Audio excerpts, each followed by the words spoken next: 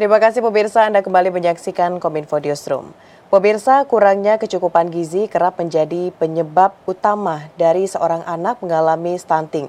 Namun pemirsa, sebenarnya kebutuhan gizi bukanlah satu-satunya penyebab dari stunting. Selain malnutrisi, kurangnya akses air bersih dan juga sanitasi yang buruk juga berperan menyebabkan stunting pada anak. Dan tentunya air bersih dan sanitasi yang sehat ini menjadi kebutuhan dasar oleh setiap manusia untuk bisa melanjutkan hidup dan menjadi standar dalam kehidupan yang sehat. Dan pemirsa, untuk membahasnya pada malam hari ini terkait dengan akses air bersih dan sanitasi layak, bantu turunkan stunting. Saat ini kita sudah terhubung melalui sambungan Zoom bersama dengan Direktur Penyihatan Lingkungan Kemenkes, Bapak Anas Ma'ruf. Assalamualaikum, selamat malam Pak Anas. Waalaikumsalam warahmatullahi wabarakatuh. Selamat malam, salam sehat untuk kita semua. Salam sehat untuk kita semua Pak Anas. Baik Bapak, kita membahas mengenai penurunan angka stunting di Indonesia. Jadi kalau masyarakat Indonesia nih Pak, sejauh ini banyak yang mengatakan bahwa penyebab utama dari stunting itu adalah kurangnya nutrisi pada anak. Namun di sini juga ada yang mengatakan bahwa air dan juga sanitasi yang layak ini juga menjadi salah satu faktor agar stunting ini bisa diturunkan. Nah, terkait dengan dua hal ini Pak Anas, seberapa pentingkah air yang bersih dan juga sanitasi serta nutrisi gizi tadi bisa menurunkan angka stunting di Indonesia Pak Anas? Ya, baik. Jadi pertama saya berangkat dari memang persoalan stunting menjadi penting untuk kita tangani bersama ya. Karena bagaimana kita mau maju kalau misalnya masyarakat kita itu tidak cerdas dan tidak sehat gitu kan. Nah, stunting itu adalah awal mula generasi kita itu bisa berisiko ya terkait dengan baik itu kecerdasannya maupun juga kesehatannya. Karena kan stunting ini terkait dengan tumbuh dan kembang. Jadi kecerdasannya penting, kesehatannya juga penting. Nah, memang faktor penyebab stunting itu berbagai macam hal ya. Ada yang sifatnya spesifik, ada yang sifatnya sensitif. Nah, di antara yang sensitif itu adalah terkait dengan akses air minum dan sanitasi. Makanya kemudian di dalam Perpres nomor 72 tahun 2021 tentang percepatan penurunan stunting, maka dari 6 terkait dengan tujuan dalam strategi penanganan stunting ini adalah peningkatan akses air minum dan sanitasi. Nah, mengapa penting? Secara umum lingkungan itu kan berpengaruh pada kesehatan kita ya. Jadi derajat kesehatan masyarakat itu dalam teori H.L. Bloom itu disebutkan 40% dipengaruhi oleh lingkungan. Kemudian 30% perilaku, 20% adalah fasilitas pelayanan kesehatan, dan yang 10% adalah faktor keturunan dan juga faktor demografi. Oleh karena itu pengaruh lingkungan menjadi penting ya, termasuk di sekitar kita. Jadi lingkungan itu kan ada udara, ada air, ada makanan, ada tanah, ada sarana dan bangunan, ada juga vektor dan binatang pembawa penyakit. Nah, salah satu yang penting di kita itu adalah akses air minum dan sanitasi. Nah, mengapa penting? Karena apa? Karena ini terkait dengan praktik higien dan sanitasi ya, kebersihan gitu. Karena penyebab mengapa stunting itu terjadi adalah karena ketika masa tumbuhnya itu anak-anak kita sering sakit yang berulang ya. Ya. Dalam data disebutkan bahwa kan percepatan pertumbuhan stunting itu ternyata antara umur 6 bulan sampai 23 bulan. Itu masa di mana anak-anak sudah mulai mengenal lingkungan kan, dia sudah mulai turun dari gendongan, mulai belajar jalan, merangkak dan sebagainya. Nah, kalau lingkungan tidak bersih tentu ini berisiko menjadi agak kesakitan ya bagi anak-anak. Jadi kalau akses air dan sanitasinya kurang, ya risikonya adalah berbagai macam penyakit yang disebabkan karena akses air dan sanitasi ini bisa muncul ya. Misalnya apa sih? Diare berulang ya, kemudian penyakit infeksi pencernaan lainnya, kemudian misalnya batuk pilek atau ispa ya. Nah, kalau anak-anak kita sakit yang berulang ini menyebabkan tumbuh kembangnya menjadi lambat atau terhambat gitu ya. Nah, karena anak-anak itu kalau misalnya lagi sakit, demam itu kan nggak nafsu makan, ya kan nggak nafsu makan. Belum kemudian juga akhirnya pertumbuhan dan perkembangannya terhambat ya. Nah, inilah yang menyebabkan mengapa kemudian akses air minum dan sanitasi penting dalam salah satu strategi untuk pencegahan stunting ini gitu. Supaya apa, diharapkan dengan higien sanitasi yang baik di lingkungan, maka anak-anak kita bisa tumbuh sehat, ya tidak infeksi berulang atau tidak sakit berulang, yang itu menyebabkan faktor risiko bagi terhambatnya pertumbuhan dan perkembangan. Demikian Mbak Mona. Baik, Pak Anas, itu adalah alasan mengapa sanitasi yang layak ini menjadi krusial ya Pak untuk bisa menurunkan angka stunting di Indonesia. Baik, Pak Anas, dalam minggu lalu Presiden Joko Widodo ini sempat mengatakan pada saat mengunjungi salah satu puskesmas yang ada di Jakarta. Beliau mengatakan bahwa sanitasi menjadi salah satu hal yang harus ditekankan, kolaborasi dari berbagai pihak sampai kepada RT RW begitu Pak ya, agar bisa penurunan angka stunting ini cepat dilakukan di Indonesia. Terkait dengan pembangunan yang disampaikan juga oleh Presiden untuk sanitasi yang layak ini, Pak Anas, Indonesia ini kan merupakan negara kepulauan. Apa tantangan kita dalam membangun akses sanitasi yang layak di Indonesia saat ini, Pak Anas? Ya, oke. Jadi sanitasi ini kan bermacam-macam ya. Antara lain adalah kebutuhan terkait dengan jamban atau MCK lah orang sebut ya. Kemudian juga terkait dengan sampah, tata kelola sampah dan sebagainya. Tapi kalau kita sekarang bicara terkait dengan sanitasi yang erat kaitannya dengan akses untuk jamban ya. Ini penting mengapa? Karena jamban ini kan adalah bagaimana kemudian kita itu punya akses ya terhadap akses sanitasi terutama jamban ini. Supaya apa? Supaya kita tidak buang air besar sembarang. Karena di Indonesia ini eh, masih kita temukan ya saudara-saudara kita yang buang air besar di tempat terbuka. Ada di sungai, ada di kebun, ada di mana lagi sawah ya, ada di selokan dan sebagainya. Nah ini tentu akan mencemari lingkungan ya karena buang air besar di tempat terbuka itu kan mencemari lingkungan dan itu bisa masuk ke sumber-sumber air yang ada di sekitar kita, bisa sumur, bisa juga tanah yang tercemar, kemudian juga air permukaan itu bisa tercemar kalau kita masih buang air besar sembarangan. Nah, tantangannya apa di tempat kita atau di Indonesia ini? Tadi ya nomor satu adalah eh, terkait dengan budaya. Kita ngomong tentang Ya. budaya dulu. Jadi masih ada juga rakyat kita yang eh, susah untuk buang air di tempat tertutup ya. Jadi sudah biasa misalnya di tempat terbuka itu begitu pindah ke ruangan tertutup itu misalnya nggak keluar dan sebagainya. Ya belum kemudian ada juga misalnya terkait budaya. Jadi rumah bagus kok ada WC-nya kan gitu. Jadi Mm-mm. WC itu harusnya tidak di dalam rumah gitu. Nah itu Ya. juga ada. Jadi ini memang macam-macam. Jadi sekali lagi faktor budaya atau kebiasaan ya. Biasa ini yang tantangan kita yang harus kita apa namanya kita edukasi bersama masyarakat ya karena target kita untuk tahun 2024 ini itu adalah 0% buang air besar di tempat terbuka. Jadi kita Mm. harapkan sudah tidak ada lagi lah akhir tahun ini, akhir tahun RPJMN 2020-2024 tidak ada rakyat kita yang buang air besar di tempat terbuka. Jadi nomor satu tadi ya tantangan budaya gitu. Mungkin Mbak Muna juga bisa melihat nih eh, di beberapa daerah ya di negara kita itu masih ada yang tadi tuh budayanya buang air besar di tempat terbuka. Nah yang Iya. kedua itu memang betul tadi arahnya adalah bagaimana kita di daerah-daerah yang kepulauan ya banyak sungai, banyak rawa dan sebagainya. Nah ini Mm. terkait dengan apa namanya kalaupun ada septic tank itu adalah susah karena dia di tempat eh, apa namanya kalau air itu kan ada pasang surut ya kan misalnya di tepi sungai di laut ya dan sebagainya.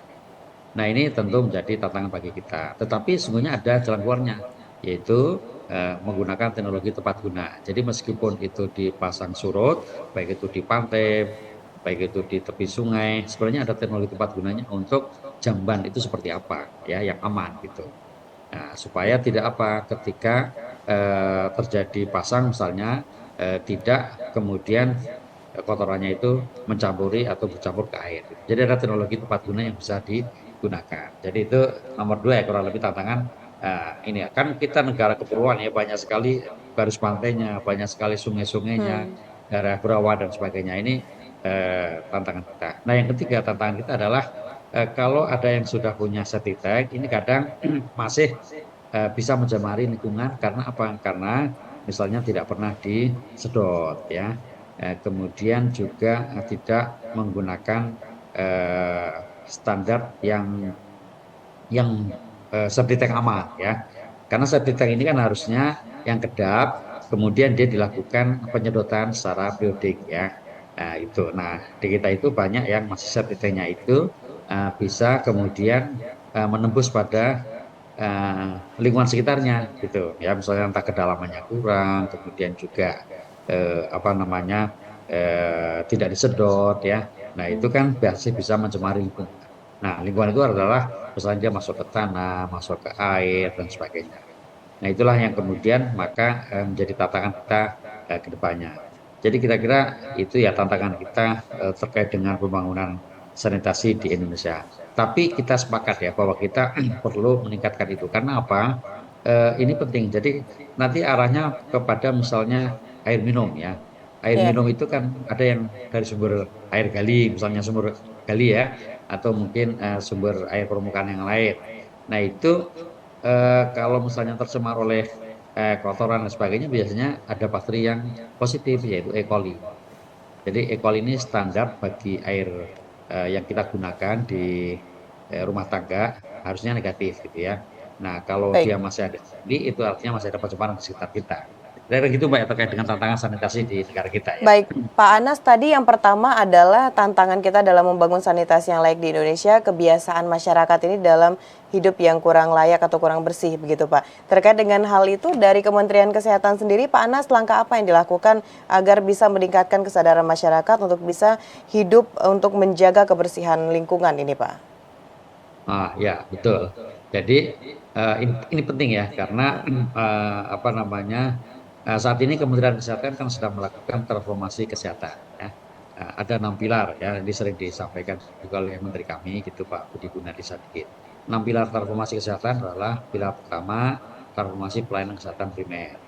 Pilar kedua adalah transformasi pelayanan kesehatan rujukan. Nomor 3 adalah ketahanan kesehatan. Yang keempat adalah SDM kesehatan. Yang kelima adalah pembiayaan kesehatan dan transformasi yang keenam adalah transformasi teknologi kesehatan. Nah, Iya, yang primer ini penting ya, karena apa? Kita ingin supaya promotif preventif itu atau pencegahan itu lebih utama yang kita lakukan. Ada beberapa hal yang penting terkait dengan pelayanan primer ini ya, transformasi hmm, pelayanan primer. Satu adalah bagaimana kita membudayakan perilaku yang hidup bersih dan sehat. Tidak hanya higien sanitasi saja, tetapi juga bagaimana kita aktivitas fisik, kemudian makan buah sayur, ya diet seimbang dan sebagainya yang perilaku hidup kita bisa mencegah terjadinya penyakit-penyakit baik menular maupun tidak menular. Nah, kemudian yang berikutnya adalah vaksinasi atau imunisasi ya, ini program rutin. Itu yang perlu kita lakukan. Yang ketiga adalah terkait dengan eh, screening dini ya, ada 14 penyakit yang itu bisa kita lakukan secara screening dini. Dan yang keempat adalah bagaimana melengkapi ya, baik itu kebutuhan sarana prasarana, alat kesehatan maupun juga terkait dengan SDM di pelayanan primer. Nah, itu yang kita lakukan. Nah, kaitannya dengan kita apa ini, Mbak? Jadi salah satu yang dilakukan itu kan kita merubah perilaku ya tadi ya. Nah, itu perilaku itu kita lakukan supaya rakyat itu sadar, masyarakat, kita semuanya lah gitu, bahwa perilaku hidup bersih dan sehat itu penting untuk mencegah kita tidak kena berbagai macam penyakit, baik menular maupun tidak menular. Nah, ini memang perlu kita tingkatkan. Saya ya, ingin sampaikan pada kesempatan ini juga, Mbak, ya, jadi bahwa hmm, terkait dengan perilaku yang misalnya masih buang air besar sembarangan, itu menjadi salah satu indikator kita juga. Jadi saya sampaikan bahwa harapannya tahun ini 2024 sudah tidak lagi rakyat kita yang buang air besar di tempat terbuka. Ya. Yang kedua, kita juga punya target 90% desa atau kelurahan di Indonesia itu sudah ODF atau Open Defecation Free, sudah SPS, sudah stop buang air besar sembarangan. Nah ini yang kita apa namanya menjadi salah satu indikator dalam pembangunan sanitasi juga di Indonesia. Nah terkait dengan baik. perubahan perilaku, eh, masih lagi boleh Mbak yang tentang Boleh, perubahan silakan Pak. perilaku ini? Iya, tentang perubahan perilaku ini Kementerian Kesehatan juga banyak melakukan hal-hal ya. Khusus terkait dengan lingkungan itu kita punya pendekatan yang disebut dengan STBM atau sanitasi total berbasis masyarakat. Ada 5 pilar yang merupakan peran serta masyarakat ya untuk merubah supaya lingkungannya kita lebih sehat. Nah, 5 pilar itu adalah nomor satu, stop buang air besar sembarangan. Nomor dua adalah cuci tangan pakai sabun. Ya. Hmm, Pilar nomor tiga adalah supaya kita itu akses air minum dan pangannya itu di rumah tangga yang sehat. Ya. Jadi makanan juga harus sehat, minuman juga harus sehat, ya gitu. Yang di rumah tangga ini. Yang keempat adalah sampah rumah tangga dikelola dengan baik. Ya. tidak mencemari lingkungan, tidak terjerat di mana-mana dan sebagainya. Yang kelima adalah limbah cair rumah tangga dikelola dengan baik. Nah, 5 pilar ini apabila bisa dilakukan oleh kita semua rumah tangga di Indonesia, itu akan sangat besar dampaknya terkait dengan upaya untuk menyehatkan lingkungan ya. Jadi kalau tadi lima-limanya mulai dari stok buang besar sampai limbah cair rumah tangga bisa dilakukan dengan baik di rumah tangga, ini adalah bisa mengurangi faktor risiko dari lingkungan yang tidak sehat. Kemudian juga ini memang arahnya ke perubahan perilaku ya. Mulai dari rumah tangga kita harus betul praktekkan ya. Sehingga harapannya dengan 5 pilar STBM ini semua masyarakat berperan serta ya. Karena kita untuk menciptakan lingkungan yang sehat itu kan bukan tugas Pemerintah satu pihak saja. saja, tetapi juga perlu peran masyarakat. Ya. Itu Mbak. Jadi kita memang perlu ya penting untuk tadi 5 pilar Baik, banyak sekali STBM. berarti Pak ya peran yang dilakukan Ya, oleh Kementerian Kesehatan untuk bisa menimbulkan kesadaran masyarakat untuk menjaga lingkungan ya, yang bersih. Terakhir mungkin bisa singkat saja Pak Anas pada ya. akses air bersih ini kan menjadi isu yang sangat besar dibawa pada pelaksanaan event 10th World Water Forum di Bali pada Mei lalu. Nah, terkait dengan ini Pak Anas, dampak berkelanjutan seperti apa yang diharapkan dari gelaran tersebut untuk akses air bersih dan juga sanitasi yang layak? Mungkin bisa ringkas saja Pak Anas. Ya baik, jadi kalau kita bicara air yang untuk digunakan sehari-hari di masyarakat harusnya standarnya air minum ya. Ini diatur dalam peraturan pemerintah nomor 122 tahun 2015. Ya jadi itu standarnya adalah air minum ya, baik itu untuk masak, mandi, kemudian turasan, ibadah dan sebagainya. Nah, oleh karena itu kemudian akses yang paling bagus adalah melalui permukaan.